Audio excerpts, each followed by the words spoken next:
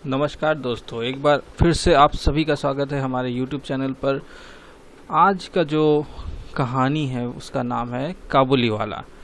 इस कहानी के बारे में मैं थोड़ा सा बता दूं पहले बेसिक। काबुलीवाला एक शॉर्ट स्टोरी है। जी हाँ, बंगाली शॉर्ट स्टोरी है।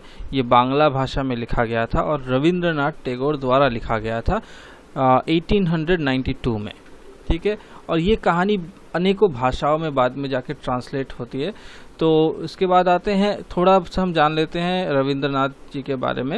रविंद्रनाथ टैगोर भारत के सर्वप्रथम व्यक्ति है जिनको साहित्य में नोबेल पुरस्कार मिला था गीतांजलि नामक एक लेख की वजह से। तो इसके साथ साथ उन्होंने अनेक सारी कविताएं लिखी है। दो देशों के लिए उन्होंने नेशनल एंथम लिखा है, एक बांग्लादेश और एक इंडिया। दोनों का जो नेशनल एंथम है, दोनों का ही नेशनल एंथम रविंद्रनाथ जी के द्वारा लिखा गया था। तो चलिए देर न करते हुए अब आते हैं इस कहानी में। काबुलीवाला, ये काबुलीवाला एक कहानी है जो बेस करते हैं 3 कैरेक्टर्स के ऊपर निर्भरशील है। ये 3 कैरेक्टर कौन कौन है? पहला कैरेक्टर है खुद काबुलीवाला। उसके बाद हम आते हैं काबुलीवाला के बाद मिनी बोल के एक लड़की है जिसका एज है 5। फिर उसके पिता पे हम आते हैं। उसका जो पिता है वो इस कहानी का नरेटर है। तो हम जो कहानी ये अगर पढ़ते हैं तो हमें मिलता है कि कोई नरेट कर रहा है, नरेशन में है। तो ये नरेटर खुद उसके पिता है। किसके पिता है? मिमी के पिता है। और मिमी कौन है? एक 5 साल की बच्ची है जो बहुत ही टॉकेटिव है, बहुत ही ज़्यादा बातें करती है। उसके पिताजी को कभी कभी परेशानी हो जाती है, वो इतनी बात करती है। तो जब उसके पिताजी अपने एक रूम में बैठ के काम कर रहे होते हैं तो वो आ जाती है और कभी कभी पूछती है अलग अलग टाइप के क्वेश्चन, जिससे उसके पिताजी परेशान हो जाते हैं। तो वो पहले ही आके कहती है, इस कहानी में लिखा हुआ है कि रामदयाल दरबान जो है वो काक को कौवा कहता है। ये उसका प्रश्न है, क्योंकि मैं आप सबको बता दूं कि बांग्ला में कौवा को काक कहा जाता है और ये है बंगाली खुद, क्योंकि ये कहानी बांग्ला में लिखा गया था। तो उसे ये प्रश्न बहुत ही अचंभित कर देता है कि काक को कौवा क्यों कहा जाता है दूसरी भाषा में। तो जब तक ना मैं ये समझाऊं कि बहुत सारी लैंग्वेज है, बहुत सारी विविधताएं हैं भाषाओं की, उससे पहले और एक सवाल आ जाता है। वो पूछ बैठती है, जो भोला है वो कहता है कि हाथी के सूंड से पानी बरसता है, वही आसमान से पानी बरसाता है। और खुद ही उसका जवाब देती है कि भोला तो गलत बात करता है। तो उसका कंटिन्यूसली बातें करना उसे बहुत ही परेशान और बहुत मीठा भी लगता था। ठीक है, अपने बच्चे का हर बात हर किसी को बहुत अच्छा लगता है। तो उसी वक्त मेरी जो उसकी जो बेटी थी मिनी, वो उसके कमरे में खेल रही थी और उसका जो घर है वो सड़क के किनारे था, लेखक का मतलब नरेटर का घर। तो वो खिड़की से देखती है एक काबुली वाले को। काबुली वाला बहुत ही लंबा चौड़ा है, गंदे मैले कपड़े हैं, बड़े बड़े ढीले ढाले कपड़े, सर पे एक साफा बांधे हैं, पीठ पे कंधे में उसका एक झोली है। और जिस झोली में वो लोग कुछ बेचने आते हैं हर साल, उसमें से ये भी एक काबुली वाला है। तो वो देखते ही उसे चिल्लाती है, ओ काबुली वाला बोल के चिल्लाती है। तो उस वक्त तो काबुली वाला अट्रैक्ट होता है और उसकी तरफ चला आता है। और आते ही वो भाग जाती है। जैसे ही काबुली वाला सामने आता है भाग जाती है।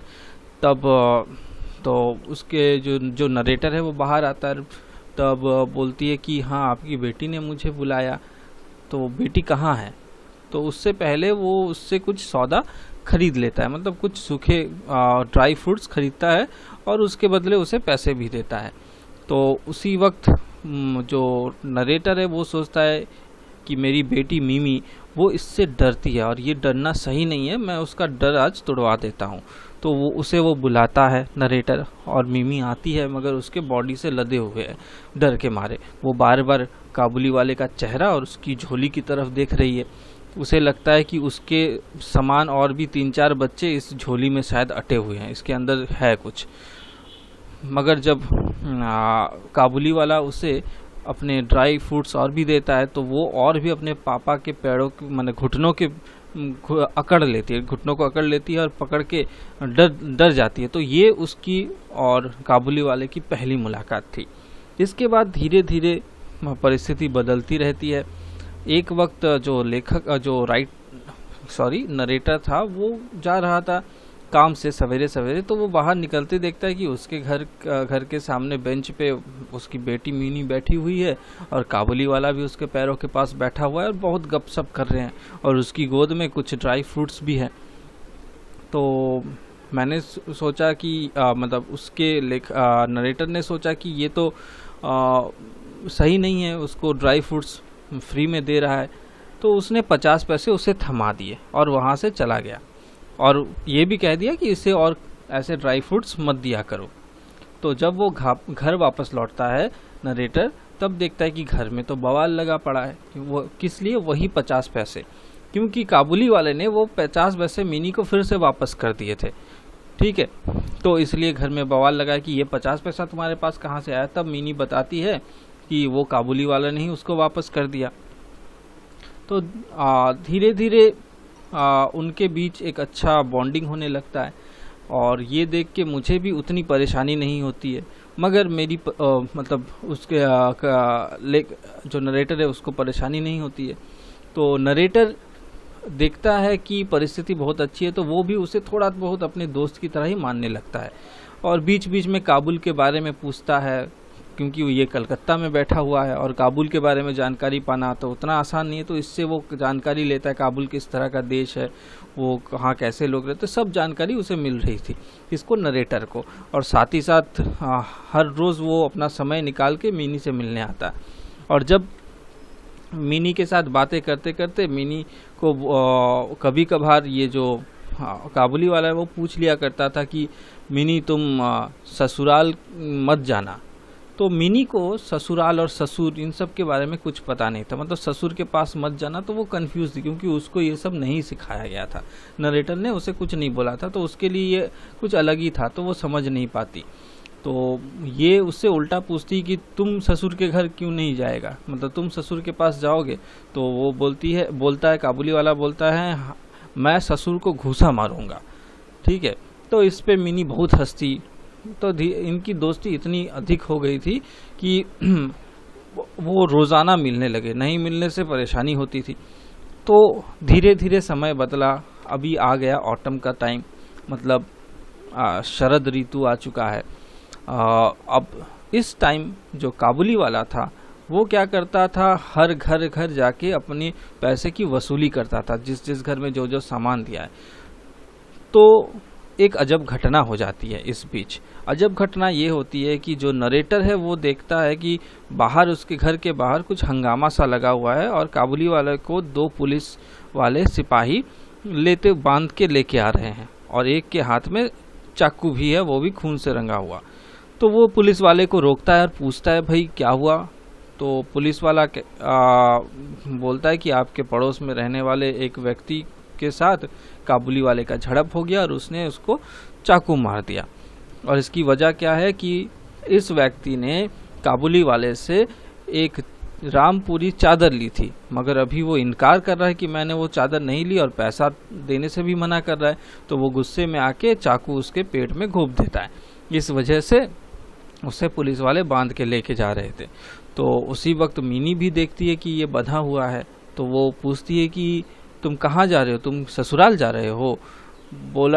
तब काबुली वाला बोलता है कि हाँ, मैं तो ससुर को घूसा मारता, मगर मेरे तो अभी हाथ बंधे हुए हैं।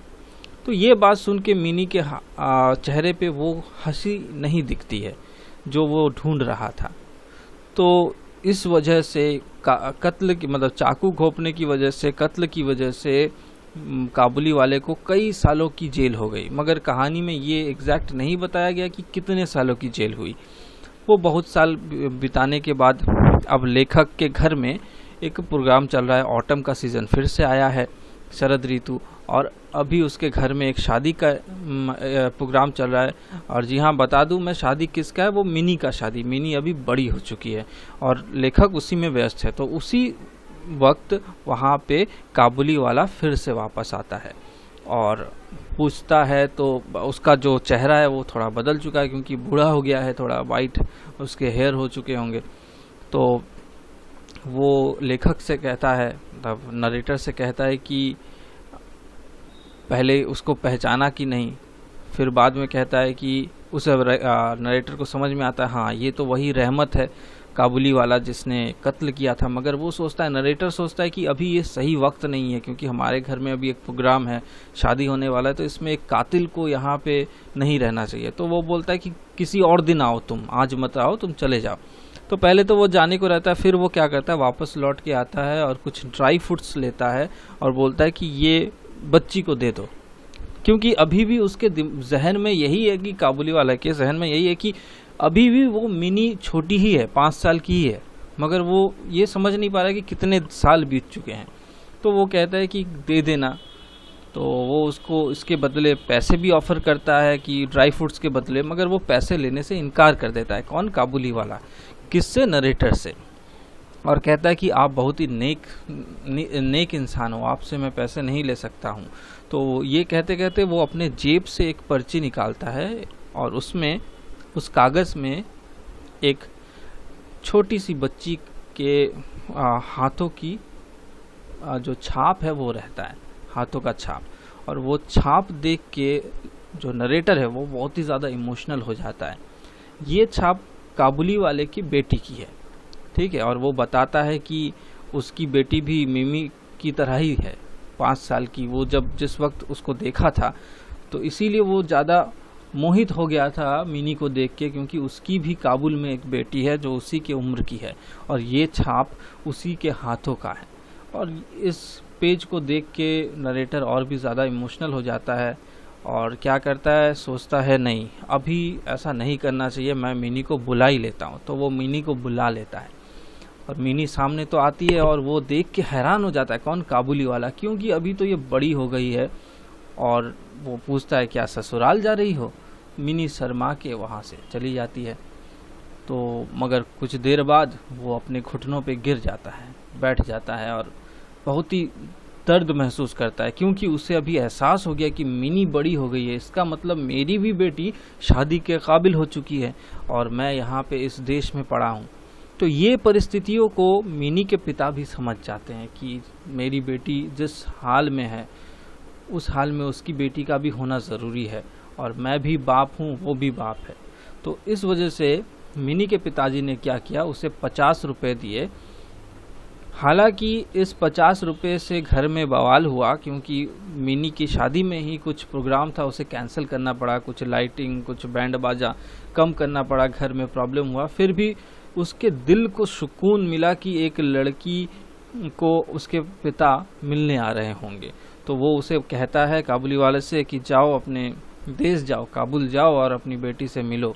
तो इसलिए वो उसे 50 रुपये देता है और काबुली वाला वहाँ से चला जाता है।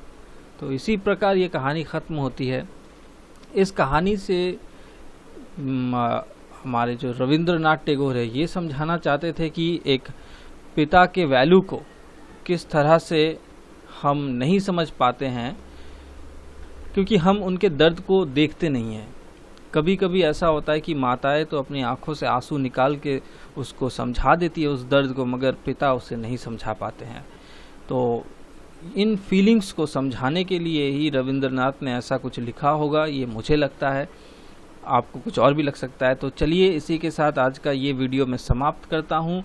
और एक चीज़ मैं कह दूँ, जो नेट सेट की तैयारियां कर रहे यूजी पीजी में है, तो वो भी इस कहानी से थोड़ा सा तो हेल्प शायद मिल ही गया होगा उनको।